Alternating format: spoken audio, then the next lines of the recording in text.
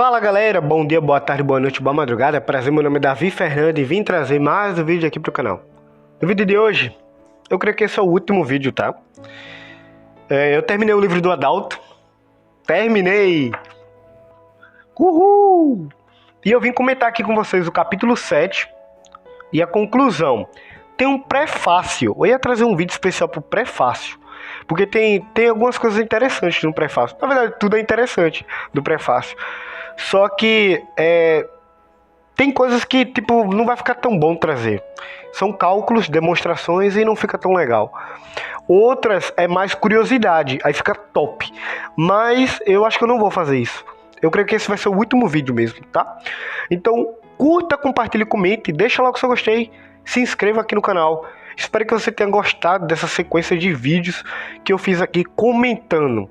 E esse vai ser o último vídeo, que eu acho que eu não vou fazer pro prefácio, certo? Eu realmente, se tiver, vai ser surpresa. Mas se não, realmente esse vai ser o último vídeo. Capítulo 7 e a conclusão.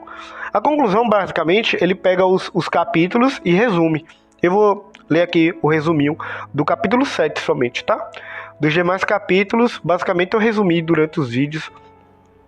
Tá bem? Então, no capítulo 7, a origem do catastrofismo. Catastrofismo. Geofísica e hidrodinâmica. E ele cita novamente duas frases que geralmente eu cito, né? Bora lá, senão o vídeo vai ficar grande, que geralmente os vídeos do Adalto aqui no canal, que quando eu resumo, são muito grandes. E eu trouxe uma colinha, igual o outro livro que eu terminei, né? Tá ali, assim você pode explicar tudo. Então aqui eu trouxe um resuminho, mostrando as páginas que eu vou comentar, senão vai ficar muito trabalhoso se eu for comentar cada coisa, né?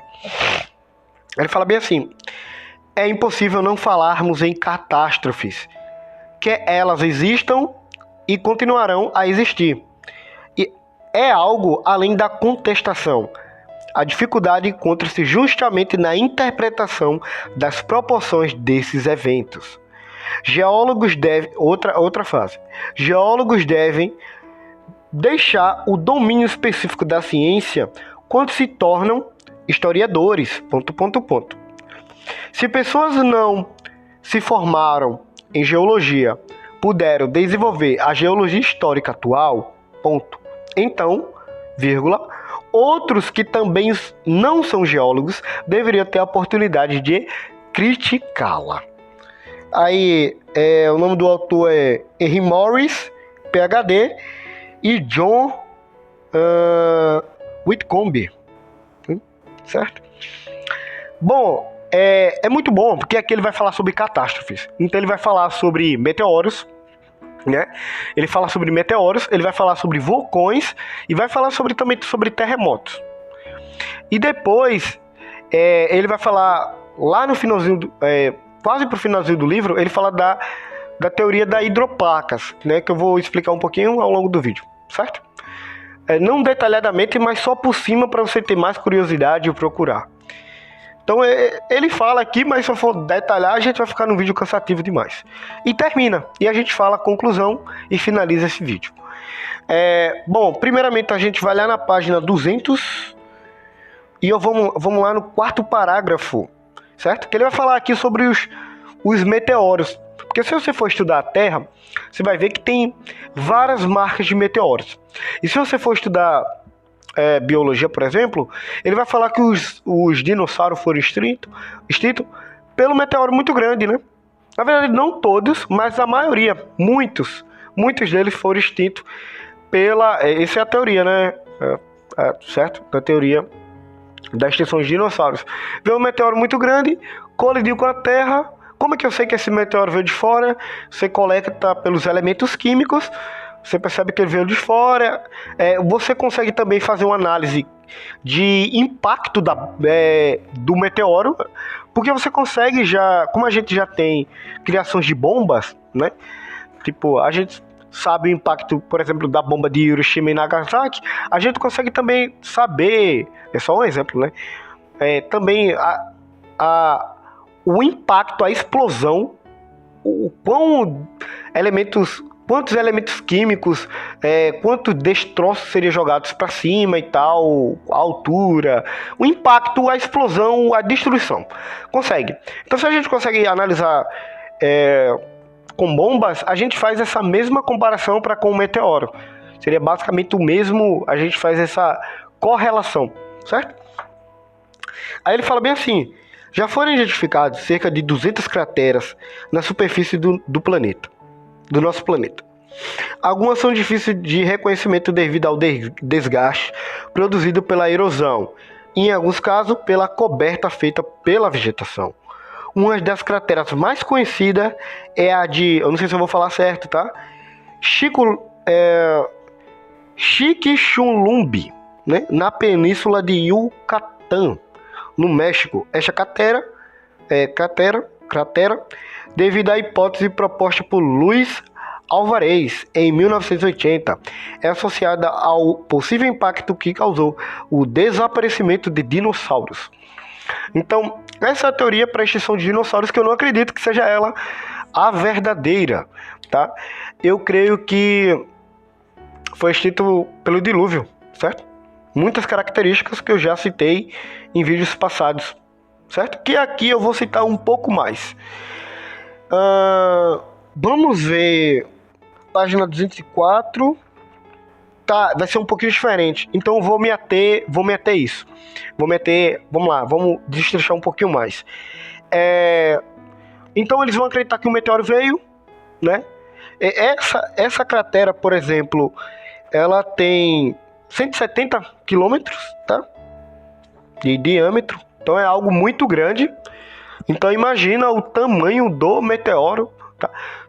Se é 170 quilômetros, então é muita coisa, certo? Muita coisa. Eu moro no estado de Alagoas e, cara, se eu não me engano, daqui pra Pernambuco. Não, eu fui pra Recife. Não, eu fui pra Sergipe.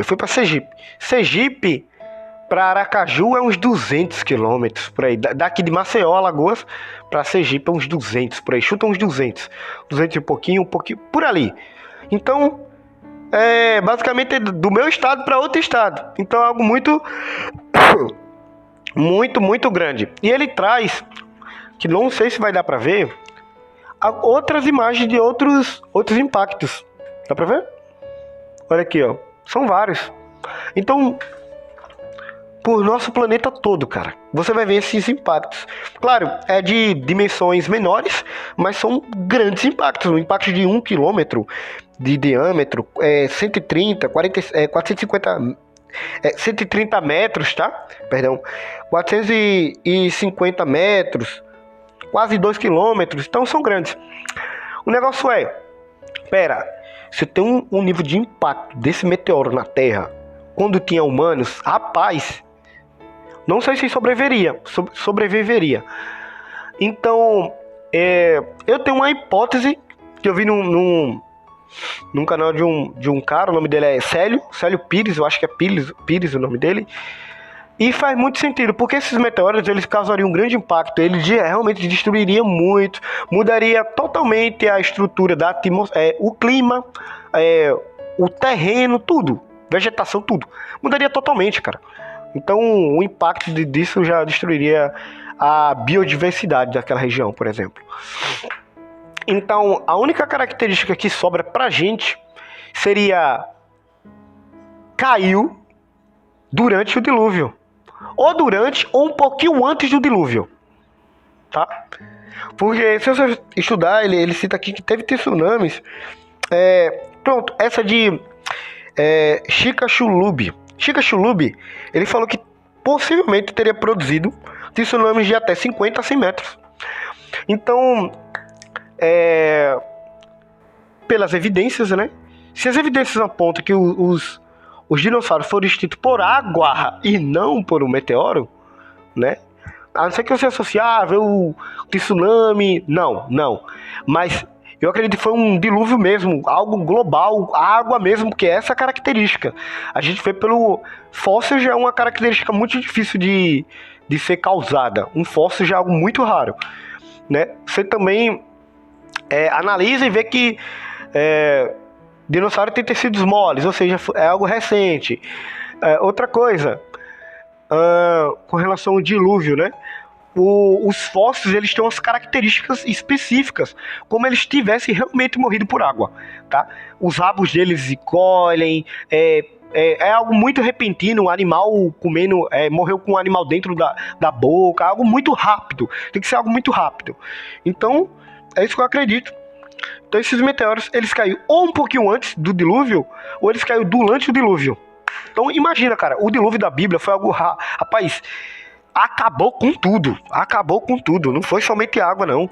Foi vulcão, meteoro, bagaceira toda ali, mano. Bagaceira toda, acabou mesmo, acabou com tudo. Acabou com dinossauro, acabou com tudo. E lá na página 104, vamos ler aqui o primeiro parágrafo, ele vai falar sobre vulcão. Que vulcão é uma das características que também tem no nosso planeta, né? É algo bem específico mesmo, né? Tem uma estrutura específica para o vulcão. Dentro ele vai ter a lava, né? A lava e tal. E quando ele entra em erupção, ele joga objetos, posso se associar. Ele joga, né? Espelha essas rochas de magmas e tal, né? Umas características de magma, né? Então, eu creio que o vulcão, ele também, ele não existia na Terra, não é que se a gente pode, Terra primordial, Terra no início. Não creio. Eu creio que também o vulcão, tipo assim, as montanhas, ou melhor, as montanhas que são formadas por vulcões, que tem montanhas que são formadas por vulcões, quando ele entra em erupção, eu creio que foi formada durante o dilúvio, que faz sentido também. Você joga e já solidifica e forma ali a montanha. Então, eu creio que muitas características de montanha, quando você vai estudar, você vê que tem características magmáticas, você vai ver que realmente ela foi possivelmente formada durante o dilúvio, certo? Então, foi bagaceira, mano. Foi bagaceira. Foi terra se abrindo, vulcão em erupção, meteoro, foi tudo, mano. Tudo. Literalmente, foi algo impressionante. Aí ele fala bem assim: vulcões são muito comuns no nosso planeta. Existem mais de 2.000 vulcões. Alguns encontram-se nos continentes, outros nos oceanos e ainda outros nas geleiras, ou seja, em todos os lugares. Alguns são ativos, enquanto outros adormecidos ou extintos. A maioria deles produz eventos localizados para uma geologia local. Alguns casos parecem ter tido uma influência global. Então, se você estudar, e ele vai citando aqui mais algumas características, ele começa a citar vulcões, e a potência que esses vulcões traz, sabe? O quanto de objetos que ele jogou, eu vou falar de objetos, tá? Eu vou usar esse nome. O quanto de partículas que ele jogou no ar, a altura que ele jogou no ar. Então, é um estudo bem massa aqui que ele traz. Muito massa mesmo. Então, beleza. Aí depois ele cita, só para acrescentar para vocês, né? Realmente, eu creio que o vulcão ele foi bem importante nesse quesito das formações das montanhas. Não que existia montanha, não que não existia, tá? Existia, mas não era talvez igual o nosso tamanho que a gente vê hoje, certo? Então você percebe, aí você vai analisar e percebe que, sei lá, vou dar um exemplo, pega o maior montanha, vou pegar o Monte Everest, pega o Monte Everest, você vai lá, analisa, acharam animais marinhos lá no topo do Everest. E aí, qual a explicação? Simples, cara, muito simples. Se o Monte Everest, que eu não sei como é a formação, como que ele foi formado, possivelmente foi por ação magmática, e tava tendo dilúvio, subiu, água, subiu, opa, animalzinho, coladinho, subiu. Não tem outra explicação, cara. Explicação simples. É a lógica, é a evidência. É isso. Não tem jeito. Então isso prova um dilúvio global, tá? Isso prova um dilúvio global. Não tem jeito. Não tem como você inventar. Como é que você vai inventar, cara? Que não tem, cara. Não tem isso. Não tem. Vai estudar e você vai ver que realmente tem animais achados, animais marinhos, sei lá, mais de 3 mil metros de altura. E aí? Como é que você explica isso? Não explica, ué. Não que tem esse exemplo. Não que na época de Noé tinha uma montanha de 3 mil. Não necessariamente. Poderia ter montanhas pequenas. Só que como houve a ação de vulcões, cresceu e o que estava junto do vulcão subiu. Cara, isso é simples. Uma análise simples. Certo? E depois, então isso isso é uma análise muito importante, né? Uma curiosidade. Eu preciso aprofundar mais nisso. Mas eu creio que sim, a ação de vulcões ela foi muito ativa no dilúvio, certo? Depois ele fala de ações, terremotos e tal, mas eu não vou citar aqui, certo? Ele fala sobre alguns terremotos. E depois ele vai estudar um pouco mais sobre o que a água fez. A água ela tem um papel fundamental, lembra? A água ela é muito importante pra gente. Ela ajuda na sobrevivência, ela ajuda no nosso dia a dia, seja lavar algo, produto de limpeza ali e tal, essas coisas. Ela está composta não somente na água, mas nos alimentos, então a água é muito importante, né? Só que quando a gente trabalha com geologia, a gente também trabalha com água. Porque a água ela teve um papel fundamental aqui. Algumas teorias vão afirmar que a água ela veio por meteoro. Que eu não acredito nisso, né? O meteorinho, partículazinha, bateu até, né, formar o mar. Que coisa, hein? Bateu muito meteoro aqui, hein? Né? Bateu muito. Então se você for analisar... Agora que eu pensei, foi meteoro que trouxe água, né? Tá, digamos que a gente analisa que foi esse da cratera aqui de 170 quilômetros. Se de crateras não temos tantas, temos milhares, mas não temos milhões, como é que trouxe tanta água, hein? Parou pra raciocinar? E vai ter problemas, viu? Olha o problema que eu vou estar comentando aqui com vocês. Problema grave. Problema muito grave. Então, quando a gente analisa a água, ela tem um papel fundamental. Por exemplo, quando a gente analisa os cânions, né? Você percebe que tem aquelas estratigrafia que eu já citei aqui para vocês, que possivelmente foi formada por água e não por depósitos de milhões e milhões de anos. Não, ali foi algo rápido. Outra coisa, você analisa o mundo inteiro, os continentes, né, que são autoencaixáveis, que antes eram uma Pangeia, eles têm umas características em todos os continentes que a água, ela trabalhou em todo mundo. Aguinha. Então, a água, ela estava presente em todos os continentes, dando uma mesma característica estratigráfica. Então, houve alguma coisa. Animais fósseis tecido moles. Isso, árvores, até árvores, cara, fósseis de árvores. Tem umas fósseis de umas árvores assim, cemitério de árvores, toma. Cemitério de dinossauro, toma. Tudo misturado, tudo desorganizado. Houve alguma coisa, cara. Histórias. Em todos os continentes tem história do dilúvio de Noé. Houve alguma coisa, cara. Houve alguma coisa. No mínimo estranho, no mínimo estranho.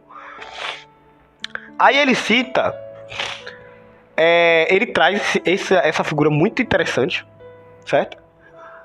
Ele numera e ele começa a explicar. Ele numera de 1 a 10 e começa a explicar cada um, tá? Mas eu não vou detalhar tanto. Primeiro os cânions, eu já citei para vocês, foi formado por água, certo? Depois ele fala da dorsal meso-oceânica, cadeias de montanhas dentro do oceano, certo? Eu acho que tem aqui figura. Vou trazer pra vocês. Não, vou mostrar logo. Ver se eu consigo aqui pegar. Não sei se dá pra ver, mas essa cor ciano é a dorsal mesoceânica. Depois ele fala de plataformas oceânicas e talude continental, que eu não sei explicar muito bem, não lembro agora ao certo, tá? Mas é algo que eu preciso me aprofundar mais. Ele fala de vulcões e lava vulcânica, água subterrânea, que é um problema sério, que eu vou explicar pra vocês depois. Aí ele fala de variações magnéticas no fundo dos oceanos. 7. Cadeias principais cadeias de montanha. 8. Encaixe dos continentes, ou Pangeia, né? 9. Petróleo e carvão. E 10. Cemitérios de fósseis. Que eu já falei, dorsal mesoceânica são cadeias de montanhas, certo? No fundo do mar, que possivelmente foi formado com o dilúvio mesmo. Pelo menos, talvez já tinha uma características, mas ela foi moldada por água, porque a gente percebe, a gente sabe quando a água passa ali, ela deixa uma característica de água, ela deixa essa característica, ela não vai deixar algo muito, a gente consegue analisar, é algo experimental, né? Então a gente consegue sim analisar. Água subterrânea é uma característica importante, porque para a formação de algumas para a teoria da hidroplaca, a gente precisa de água subterrânea. Porque quando a gente trabalha com Pangeia, né, Pangeia não houve a separação dos continentes, eles têm eu percebo que eles têm um erro. Foi o que o Adalto, ele é realmente um erro grave mesmo. Eles têm um erro quando eles vão analisar a separação dos continentes. É o seguinte... Olha o que eu entendi mais ou menos assim.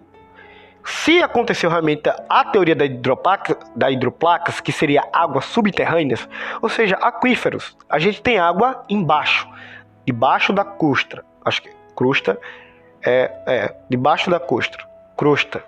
Então a gente tem água subterrânea, aquífero, lençol freático. E se realmente houve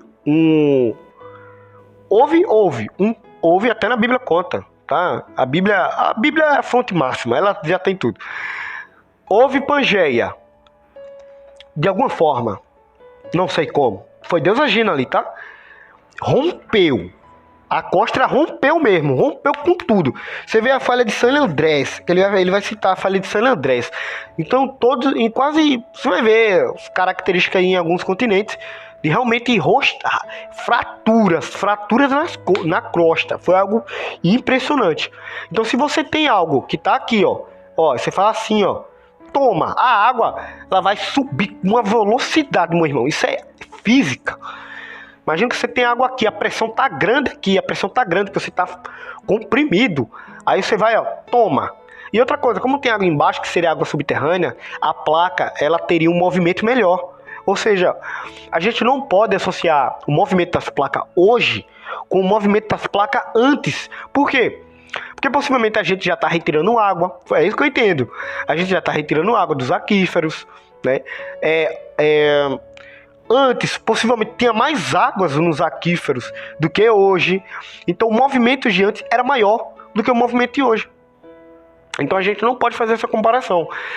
Se hoje está movimentando 3 por ano, sei lá, dando exemplo, não posso comparar que antes era 3 por ano. Não. Tinha mais águas e era diferente o planeta, entendeu? Então, considere essa vou botar como essa palavra. Considere essa teoria, essa hipótese, certo? Que faz sentido demais. Então, houve esse rompimento, rompeu. África, Brasil, né? África, continente América do Sul, por exemplo. Aí separou, a água veio, movimentou. Sem água, sem essa lubrificação, a gente não teria esse movimento. Não teria mesmo. Não tem jeito, meu irmão. Como é que você vai movimentar? Me diga. Então tem que ter, certo? Tem que ter.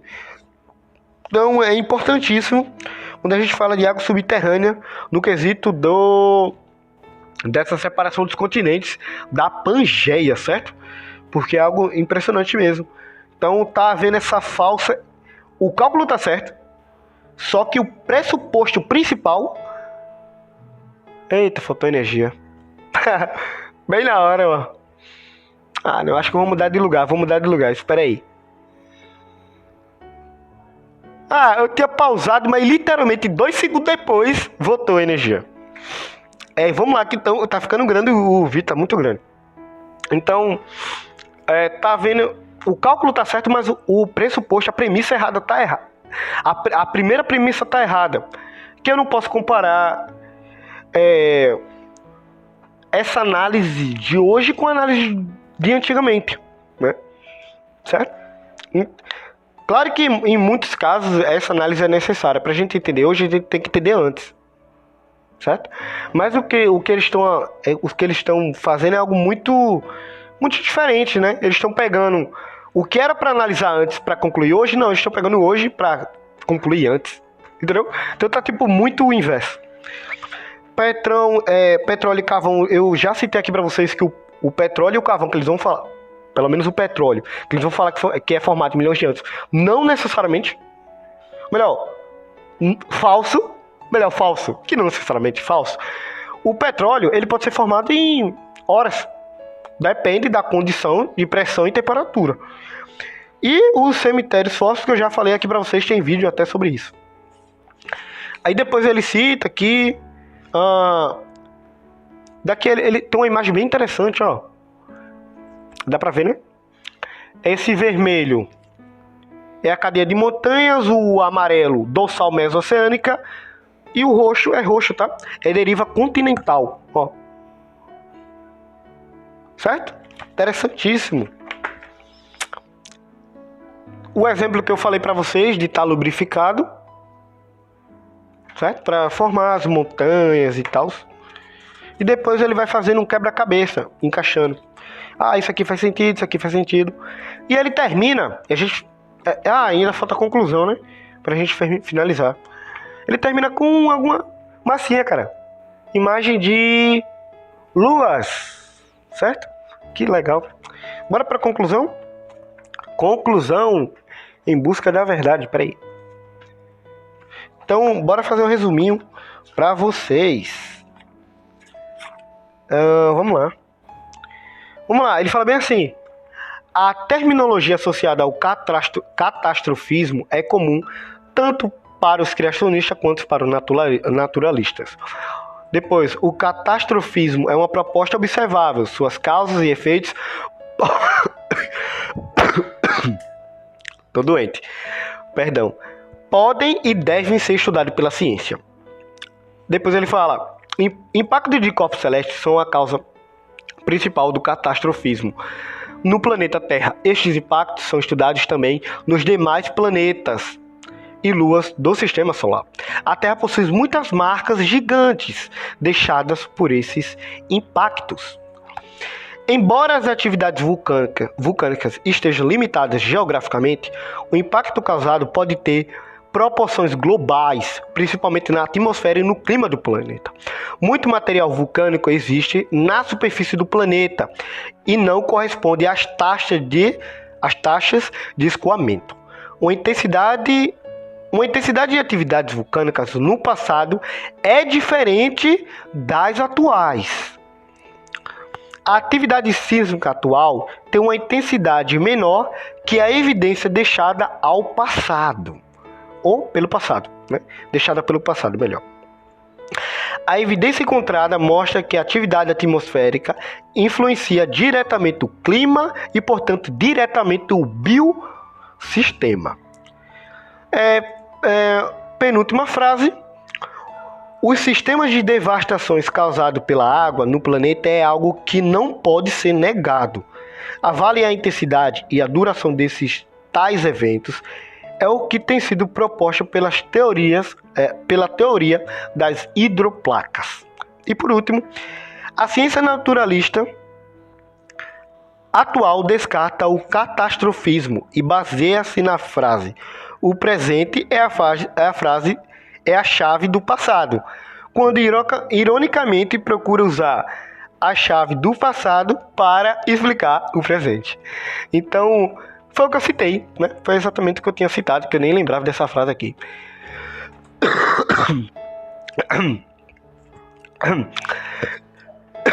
Morri. Acabou com tudo. Muito bom. Livro do Adalto. Excelente, cara. Recomendo. Confesso que teve algumas partes muito complicadas de entender. Eu ficava... Cara, por favor, que ele conclua alguma coisa, porque eu não tô entendendo o que ele tá falando aqui. Aí ele concluiu. Nossa. E olha que bom. E olha que o Adalto, ele tem uma explicação muito boa, tá? Ele é muito bom e ele explica de forma muito simples. Só que realmente é algo muito outro nível aqui, cara. O cara tá falando de galáxia, infravermelho, não sei o que, geologia, não sei o que, física e água, não sei o que, não sei... Completaço. Isso aqui foi um presentíssimo que eu ganhei, cara. Que presente. Valeu muito a pena. Cada vídeo que eu fiz aqui, cada vídeo pra vocês, cada comentário, espero que tenha gostado, né? Foi de coração, é algo que realmente eu gosto muito de fazer. O que eu quero que vocês fixem eu quero que vocês encontrem a verdade. Eu quero que vocês saibam a verdade. E eu creio que essa é a verdade. Eu creio que o planeta Terra é jovem. Eu creio que o universo é jovem. Eu creio que não houve evolução. Não a macro evolução. Que mais? E é isso. Então, tipo assim, algo foi impressionante. Cada comentário, muito bom. Livro top. Caro, né? Então foi um presentaço que eu ganhei. Então espero que tenham gostado desse vídeo. Curta, compartilhe, comente se eu gostei. E tá decidido, galera. Eu não vou fazer o... Como é o nome, cara? Que agora eu esqueci. Pera aí. Os apêndices. Não vou. Realmente eu não vou fazer os apêndices. Infelizmente, tá? Então, é isso. Deixa para um próximo momento, porque tem muito livro para comentar ainda, né? Ali, ó. Um bocado ali, ó. Curta, compartilha, comente, deixa o like se gostou. Até o próximo vídeo, galera. Abraço. Tamo junto.